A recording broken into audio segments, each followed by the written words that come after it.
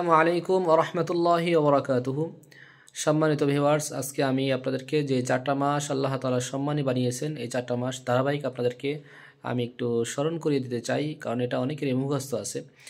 আল্লাহ তাআলা পবিত্র কোরআনুল কারীমের মধ্যে বলেছেন, ইন্না ইদ্দাতাশ শুহুরি ইনদাল্লাহি ইসনা আশারা শাহরা ফি কিতাবিল্লাহ ইয়াওমা খালাকাস সামাওয়াতি ওয়াল আরদা মিনহা আরবাআতুন হুরুম। আমরা জানি আল্লাহ তালা এখানে বলেছেন যে আল্লাহ পাকের নিকট 12টা মাস রয়েছে, তার মধ্যে 4টা মাস আল্লাহ তালা হরুম মানে সম্মানিত করেছেন। এই 4টা হলো, আমরা যদি এভাবে ধরি, জিলকদ, জিলহজ, মুহাররম, 3টা একত্রে, আর রজব সহজে।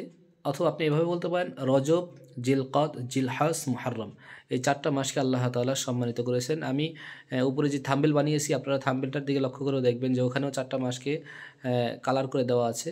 আমরা এখান থেকেই সহজে মনে রাখতে পারবো। আল্লাহ তাআলা আমাদেরকে আমল করার তৌফিক দান করেন। আসসালামু আলাইকুম ওয়া রাহমাতুল্লাহি ওয়া বারাকাতুহু।